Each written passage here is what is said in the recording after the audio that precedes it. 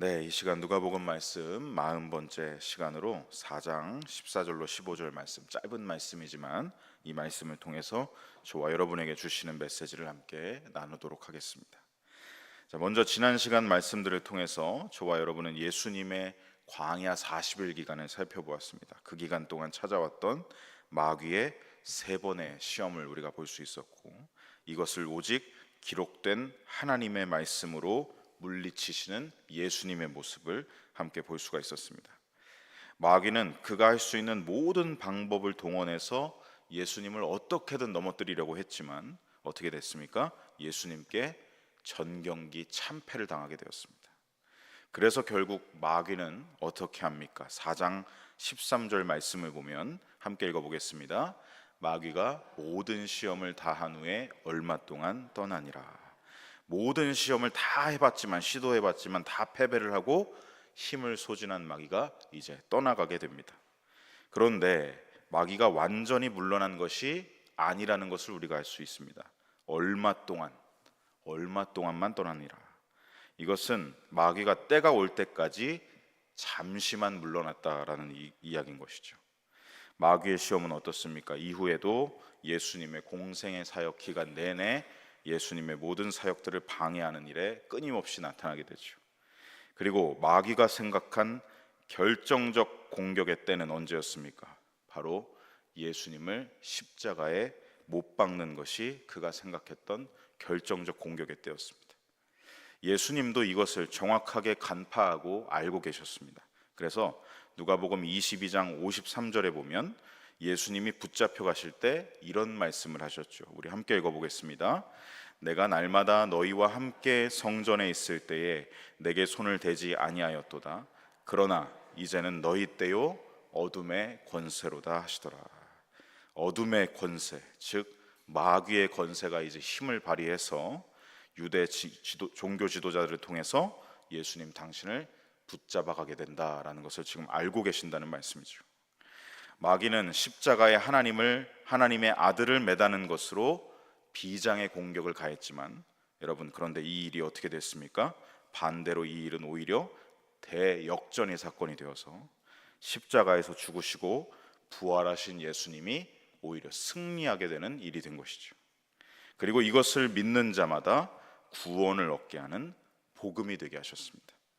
이처럼 하나님의 놀라운 지혜로 말미암아 마귀는 정말 뒤통수를 맞은, 오히려 대역전을 당하는 그런 사건이 된 것이죠. 우리는 이처럼 마귀의 권세를 이기시고 깨뜨리신 예수님을 어떻게 모시고 있습니까? 그리스도와 주로 모시고 고백하고 따르는 사람들입니다. 그것이 바로 저와 여러분입니다. 그러면 예수님께 속한 우리는 또한 어떤 사람들이겠습니까? 마귀에게 지는 자가 아니라 승리자의 편에 속해 있다라는 것을 우리는 늘 명심하고 기억해야 할 줄로 믿습니다. 여러분, 예수님의 재림, 최후 승리의 날이 오기까지 마귀는 지속적으로 자기의 패배를 인정하지 않으려고 어떻게든 발버둥을 칠 것입니다. 그래서 때마다 우리에게 자꾸 시험을 걸어서 그리스도인들을 하나 둘씩 넘어뜨리려 할 것입니다. 그때마다 우리는 무엇을 기억해야 합니까? 내가 누구에게 속해 있는가? 나는 마귀에게 속한 자가 아니라, 세상에 속한 자가 아니라 예수님께 속한 자다. 이것을 바라봐야 우리는 날마다 영적 전쟁 가운데서 승리할 수 있음을 기억하시기 바랍니다. 여러분, 그렇게 마지막 때에 계속해서 다가오는 전투들을 주님의 이름으로 말미암아 승리하시고, 말씀으로 말미암아 승리하시고, 성령님의 인도하심과 늘 동행하며 계속해서 승리해 나가는 주님의 군사들, 저와 여러분이 되어야 할 줄로 믿습니다.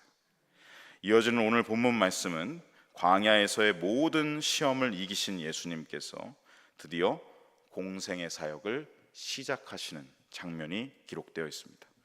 누가는 이 4장 14절부터 9장 50절에 걸쳐서 예수님의 갈릴리 사역에 대해서 기록했습니다. 그래서 오늘 본문은 14절 15절, 이 본문은 갈릴리 사역의 계시 부분으로 누가는 예수님의 갈릴리 사역에 대해서 그 개요를 이 14절과 15절에 짧게 기록하고 있는 것이죠. 먼저 오늘 본문 우리 4장 14절 말씀을 다시 한번 화면을 통해서 함께 읽어보겠습니다. 예수님께서 성령의 능력으로 갈릴리에 돌아가시니. 아멘. 자, 먼저 성령의 능력으로 갈릴리에 돌아가시니 기록되어 있습니다. 이 말씀은 예수님이 고향 갈릴리에서 이제 사역을 시작하실 때 성령의 능력으로 모든 준비를 갖추셨다라는 말씀입니다. 이 성령의 능력으로 이 모든 준비를 마치신 것은 사실 앞선 본문들에서 다 갖춰지신 것이죠. 예수님이 요단강에서 세례를 받으실 때 성령이 비둘기 같은 형체로 예수님 위에 임하셨고, 예수님은 그렇게 성령의 충만함을 입으셔서 광야로 들어가셨습니다. 그리고 그곳에 성령으로 말미암아 이끌려 가신 광야에서 마귀의 모든 시험들을 받으셨으나 결국엔 말씀의 능력과 성령의 능력으로 모두 이기셨고, 이것으로 인하여서 공생의 사역에 나아갈 모든 준비를 갖추시게 되신 것이죠. 그리고 이 충만한 성령의 능력이 갈릴리 사역에도 지금 이어지고 있다라는 기록을 하면서 하반절에 보시면 그 소문이 사방에 퍼졌고라고 기록되어 있습니다. 그 소문이 사방에 퍼질 정도로 성령의 충만한 능력이 예수님의 사역 가운데 나타났다라는 기록입니다.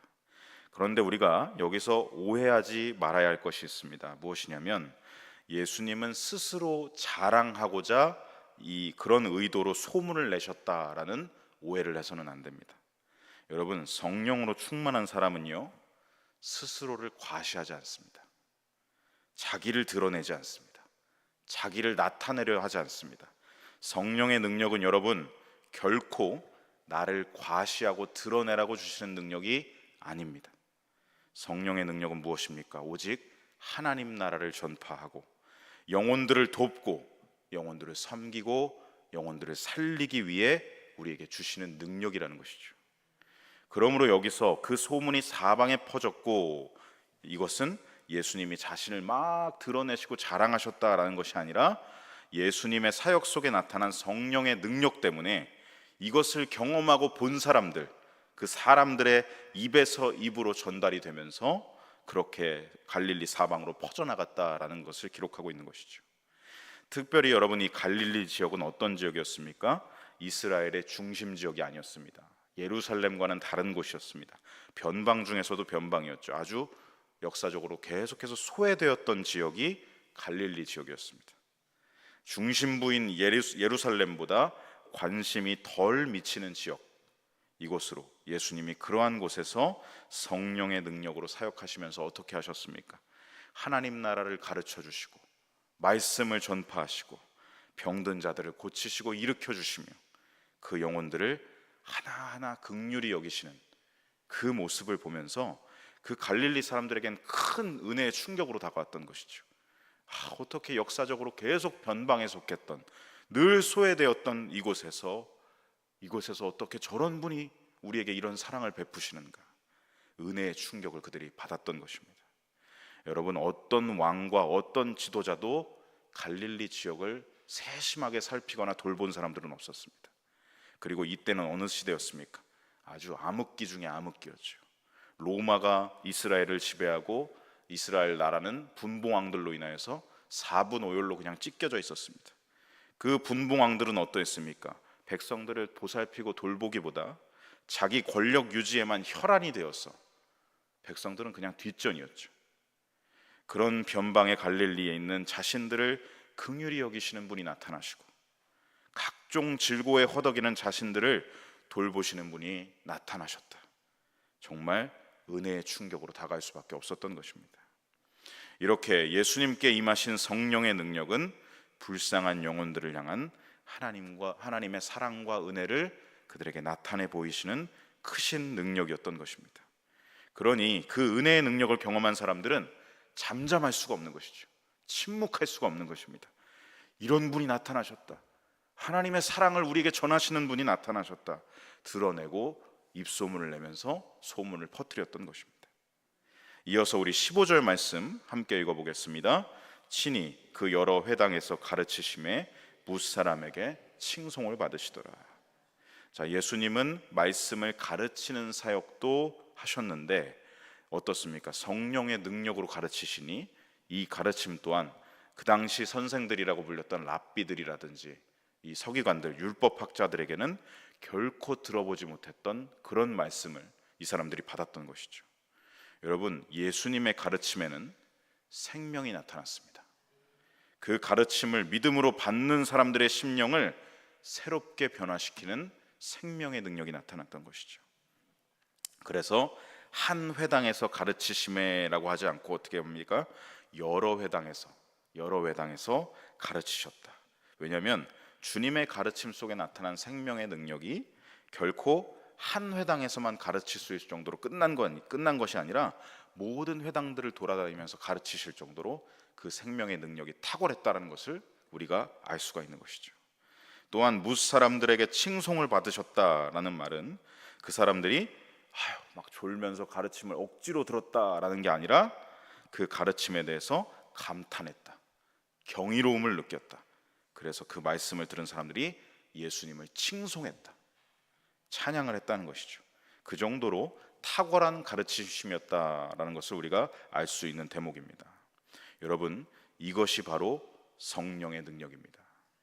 누가뿐만이 아니라 다른 복음서 기자들도 예수님의 가르치심, 그 성령의 능력이 어떠했는지를 이렇게 기록을 하고 있습니다. 우리 마태복음 7장 28절로 29절 말씀 우리 함께 읽어보겠습니다.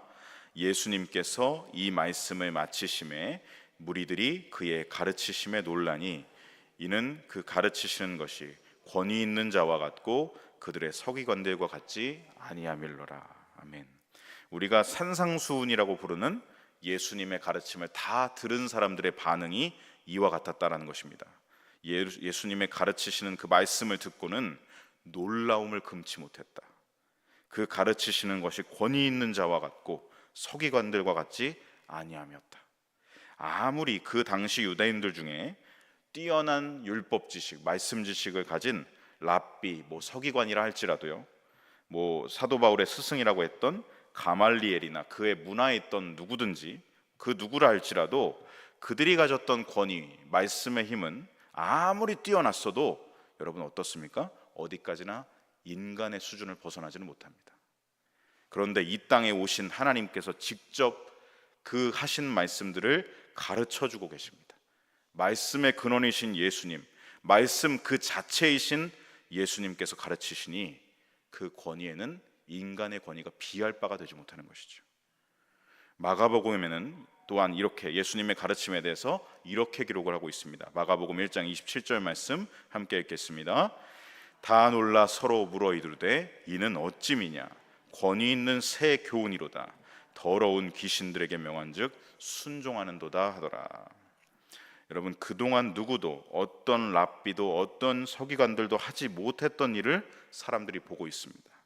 예수님이 귀신 들린 자 안에 있는 그 악한 영에게 선포하셨습니다. 너희는 잠잠하고 그 사람에게서 나오라. 말씀으로 명령하시자 귀신들조차도 두려워 떨며 나가는 것을 보게 된 것이죠. 그리고 이 말씀 직전인 24절을 보시면 귀신들도 어떻게 하느냐? 예수님의 권위를 인식하고 있고 인정하고 있다라는 것을 우리가 알 수 있습니다. 귀신들이 두려워하면서 예수님께 묻습니다. 아니, 우리가 당신과 무슨 상관이 있습니까? 우리를 멸하러 오셨습니까? 나는 당신이 누구인 줄 압니다. 당신은 하나님의 거룩한 자이십니다. 여러분, 악한 영들도 하나님의 말씀의 권세를 깨달은 것이죠. 여러분, 이것이 바로 인간의 능력과는 차원이 다른 예수님의 가르침에서 나오는 성령의 힘과 능력이라는 것입니다. 어디서도 들어본 적이 없었던 능력의 가르침과 그 권위 있는 선포, 이 말씀들을 들은 사람들을 통해서 입에서 입으로 이런 권위 있는 분이 계시다, 하나님의 말씀을 이렇게 전파하시는 분이 계시다, 이 모든 소문이 갈릴리 온 사방에 퍼져 나가게 된 것이죠. 물론 이 이후에 이 갈릴리 여러 회당에서 가르치신 이후에 예수님이 어디로 나아가시냐면 이제 다음 주 본문에 보시겠지만 고향인 나사렛으로 가십니다. 그런데 거기서는요 완전히 정반대 상황이 펼쳐집니다. 고향 나사렛에서는 어떻게 되시죠? 배척을 받으십니다. 그리고 낭떠러지에서 예수님을 밀쳐서 죽이려고 하는 그런 큰 위협까지 예수님이 받으시게 되죠. 예수님은 거기서도 하나님의 말씀을 가르치시고 전파하셨지만 오히려 나사렛에서는 배척을 당하십니다. 그리고 예수님이 그 다음 행보로 가신 곳은 어디냐? 가버나움으로 가시게 되죠. 이 가버나움 지역으로 가셔서는 또 정반대의 상황을 맞이하십니다.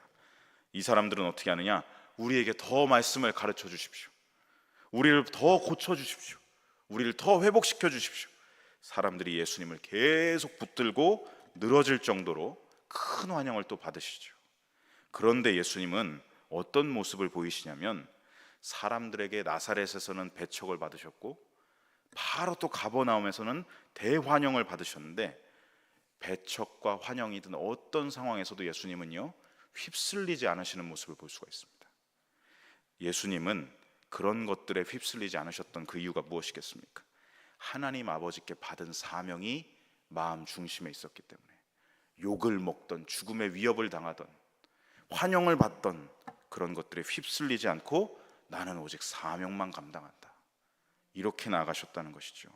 그 말씀이 4장 43절에 드러나고 있습니다. 우리 함께 4장 43절 말씀 읽어보겠습니다. 예수님께서 이르시되 내가 다른 동네들에서도 하나님의 나라 복음을 전하여야 하리니 나는 이 일을 위해 보내심을 받았노라 하시고. 아멘. 지금 예수님이 사명을 분명히 붙잡고 계시다는 것을 볼 수가 있습니다. 나는 어떻게 됐다고요? 하나님 나라의 복음을 전하기 위해 이 땅에 보내심을 받았다. 우리는 여러분 이 모습을 보면서 무엇을 깨달을 수가 있습니까? 성령의 능력은 우리에게 주신 사명을 마음 중심에 두게 하고 그 사명 때문에 어떤 상황을 맞이하든지 좌로나 우로나 우리 감정이나 생각이 치우치지 않게 하신다. 중심을 잡고 가게 하신다는 것입니다. 여러분 이러한 성령의 능력들을 오늘 우리 세 가지를 함께 살펴볼 수가 있는 것이죠. 여러분 이렇게 오늘 짧은 본문이지만 성령의 능력으로 성령의 능력이 어떤 것들인지를 우리로 지금 깨닫게 해주고 계십니다. 첫 번째 무엇이었습니까? 성령의 능력은 나를 드러내거나 나를 과시하지 않습니다. 예수님은 스스로 자기 능력을 자랑하거나 드러내지 않으셨습니다. 성령의 능력은 오직 무엇이기 때문이죠? 하나님 나라를 드러내고 전파하고 영혼들을 돕는 것이고 섬기고 살리기 위해 주시는 능력이기 때문에 예수님은 자신을 드러내지 않으셨던 것입니다. 여러분 초대교회를 어지럽혔던, 교회 안에 그렇게도 무수히 들어와서 초대교회를 어지럽혔던 거짓 이단 교사들의 모습과는 정반대의 모습을 우리가 예수님을 통해서 보게 되는 것이죠. 그리고 여러분 오늘날 활동하는 이단 사이비들의 모습을 한번 보십시오. 은혜를 막 끼쳐주는 것 같지만 결국엔 그들은 어떻게 되느냐?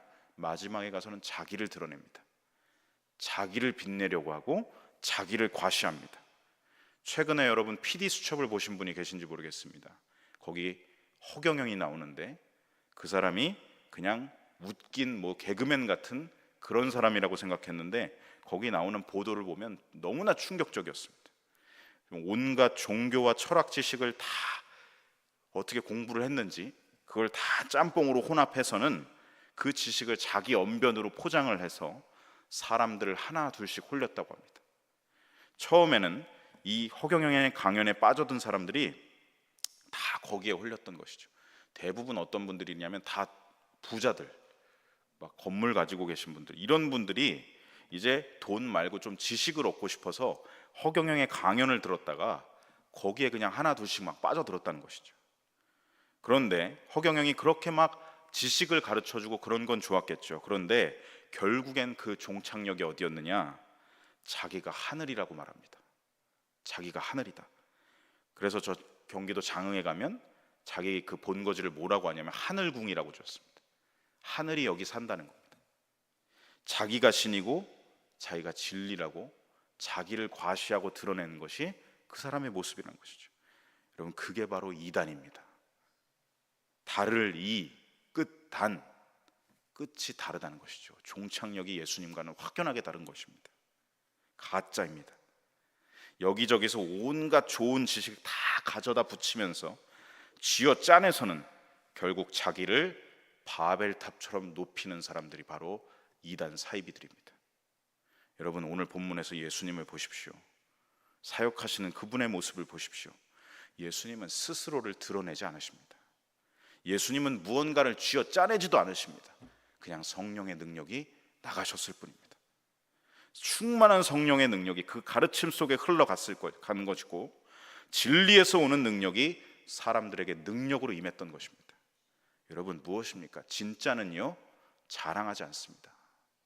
진짜는 과시하지 않습니다. 진짜는 무례하지 않습니다. 진짜는 속이거나 빼앗지 않습니다. 그래서 다음 두 번째, 성령의 능력은 또한 어떠하다는 걸 알 수 있습니까?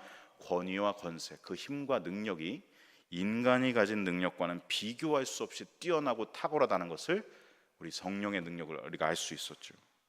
여러분, 가르침을 받은 사람들, 예수님의 가르침을 받은 사람들도 경험을 했고, 악한 영들까지도 두려워할 정도로 그 가르침, 말씀의 권세는 정말 세상에서 한 번도 보지 못한, 세상에 속하지 않은 거룩한 하늘의 능력의 권세였다는 것을 사람들이 깨달았습니다. 그 하늘의 권세가 능력이 있었기에 온 땅으로, 사방으로 퍼져나가게 되었던 것이죠. 마지막 세 번째, 성령의 능력은 무엇입니까? 우리 마음 중심을 붙잡아 주셔서 사명만 붙들고 나아갈 수 있게 해주신다는 것이죠. 예수님은 이 사역 중에 나사렛에서 배척도 받으셨고 가버나움에서 환영도 받으셨습니다. 그러나 그 어떤 상황에도 흔들리지 않으셨습니다. 배척받으시면 사람이 이렇게 주눅들 수가 있지 않습니까? 주눅들지 않으십니다. 환영받을 때는 어떻게 됩니까? 환영받는 곳에 머물고 싶다, 여기 안주하고 싶다, 여기가 좋사오니. 그리고 교만으로 나아갈 수도 있죠. 환영을 너무 격하게 받으니까. 그런데 예수님은요, 거기에 안주하지도 않으셨고 머물지도 않으셨고 교만하지도 않으셨습니다. 여러분, 진리는 고독한 싸움이지만, 진짜는 늘 고독하지만 날로 더욱 담대해지는 것이죠. 여러분, 오직 마음 중심에 주신 사명, 나는 이 땅에 복음을 전하라고 하나님의 보내심을 받았다. 이 사명 붙들고 어떤 상황과 환경에도 흔들리지 않으셨고 오직 주신 사명만 붙잡고 사역에 임하셨습니다. 이것이 바로 성령의 능력입니다.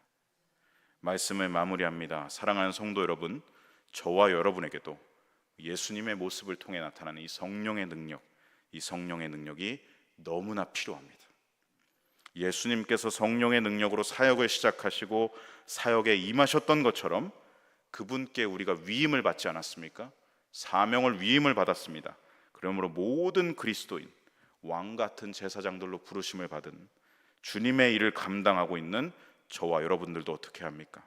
동일한, 예수님과 동일한 성령의 능력으로 사역에 임하고 삶을 살아가야 할 줄로 믿습니다. 정확하게 말하면 성령의 능력이 있어야만 우리에게 주신 바, 맡겨주신 바 모든 사명을 바르게 감당할 수가 있다는 것이죠. 그래서 우리는 날마다 기도해야 합니다. 교육자나 평신도나 모두가, 우리는 모두 그리스도인들로 부름받았습니다.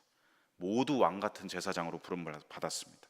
그러면 성령의 권능으로 복음을 전할 때나 선한 사역에 힘을 다하고 진리의 말씀을 전해주고 섬김과 봉사와 구제로 나아갈 때 우리는 무엇을 기도해야 합니까? 첫 번째, 하나님 성령의 능력으로 나를 붙들어 주셔서 나를 과시하지 않게 하시고 나를 드러내지 않게 하시고 오직 하나님 나라만 전파되게 하여 주시옵소서. 이렇게 기도해야 하고요. 두 번째, 성령 하나님 나를 붙들어 주셔서 오직 하나님의 뜻과 능력만이 전달되게 하시고 이 땅에 하나님의 뜻과 말씀이 흘러가도록 하는 통로의 역할을 내가 잘 감당할 수 있게 붙들어 주시옵소서. 이렇게 기도해야 합니다. 그리고 세 번째, 성령 하나님 우리를 모든 상황 속에서 붙들어 주셔서 배척을 받든 욕을 먹든 환영을 받든 어떤 상황과 환경에도 치우치지 않게 하시옵소서. 우리 생각과 감정이 자꾸 상황에 흔들리지 말게 하시고 좌로나 우로나 치우치지 않고 사명 붙들고 살아가게 하여 주시옵소서. 그게 바로 성령의 능력이기 때문에 기도와 간구로 나아가야 된다는 것이죠. 기도와 간구 외에는 성령의 능력을 받을 길이 없습니다. 여러분, 새벽마다 기도하실 때 꼭 이것을 기도하시기를 바랍니다. 성령의 능력에 사로잡히게 하여 주시옵소서. 그래서 모든 일에 하나님의 뜻이, 이 땅에 하나님의 뜻이 이루어지도록 우리가 그 역할을 온전히 감당하는 통로가 되게 해달라고 기도해야 하는 것입니다. 그 기도를 통해서 하나님이 응답해 주실 줄로 믿습니다. 그 응답하심으로 말미암아 영광스러운 하나님 나라의 역사들이 이 땅 가운데, 우리 삶 가운데, 우리 주변 가운데 이루어지는 것을 보게 되는 저와 여러분의 성령의 능력에 붙들린 복된 삶이 되시기를 간절히 소망하고 축복합니다. 아멘. 우리